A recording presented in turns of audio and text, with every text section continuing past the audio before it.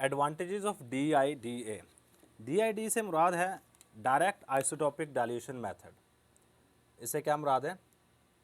Direct isotopic dilution method.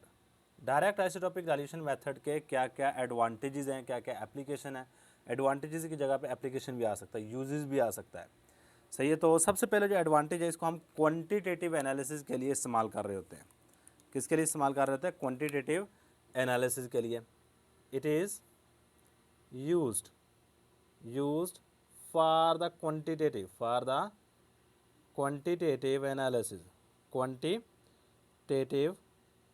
Analysis.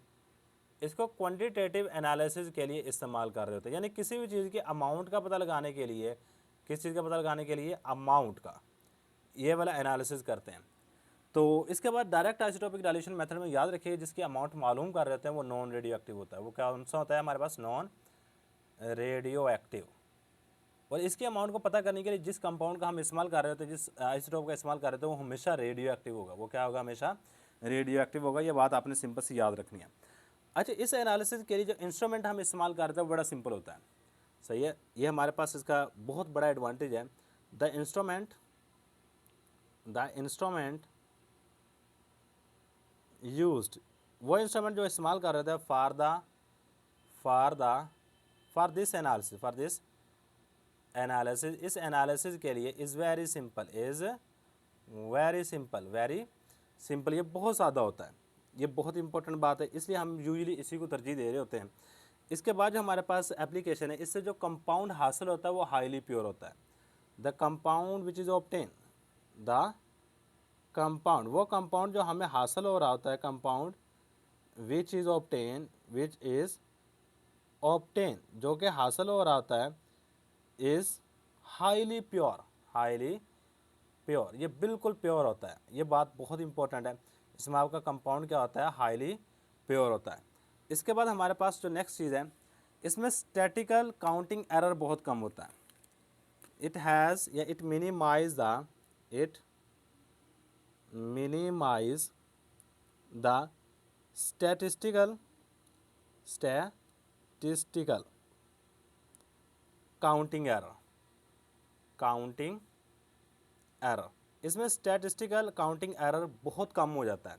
मतलब इसमें आपके गलती के इम्कानात बहुत कम होते हैं। क्या होते हैं? गलती के इम्कानात बहुत कम होते हैं। इसमें जो आपके पास अमाउंट आ रही होती है वो बिल्कुल एक्यूरेट होती है, ऑलमोस्ट एक्यूरेट होती है।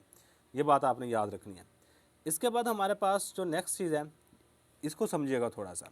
इसमें कहता है जी, there is no change in their identity. There is no change in the identity of analyte।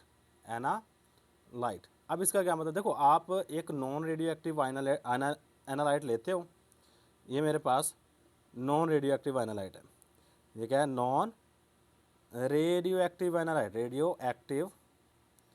Analyte है, जिसकी आप पहचान करना चाहते हो। अब आप करते क्या? इसके अंदर कुछ चीज़ ऐड करते हो। वो कौन सी चीज़ होती है? Radio active isotope. अब अमूमन रेडियो एक्टिव आइसोटोप्स जो होंगे वो क्या एमिट करते हैं? रेडिएशंस को एमिट करेंगे। अब रेडिएशन क्या करती हैं? अगली चीज़ को आयोनाइज कर सकती हैं।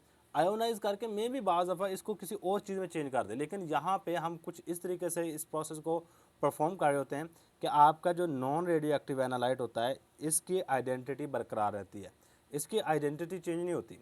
इस एनालिसिस का सबसे बड़ा एडवांटेज ये भी था। सही, ये हमारे पास चंद एक एडवांटेज है किसके? डायरेक्ट आइसोटोपिक डाइल्यूशन मेथड के, या डायरेक्ट आइसोटोपिक डाइल्यूशन एनालिसिस के। किसके? एनालिसिस के। बस ये सिंपल सी बात आपने याद रखनी है कि इसमें जो इस्तेमाल होने वाला इंस्ट्रूमेंट है सिंपल है, हाईली प्योर कंपाउंड हासिल होता है, स्टैटिस्टिकल काउंटिंग एरर कम होते हैं, और इसमें जो हमारे पास कंपाउंड हासिल होता है उसमें कोई इसकी आइडेंटिटी में कोई चेंज नहीं आता। यह था जी हमारे पास आज का लेक्चर। Thanks for watching. अल्लाह हाफिज़। इसका एक स्क्रीनशॉट लाजमी ले लीजिएगा।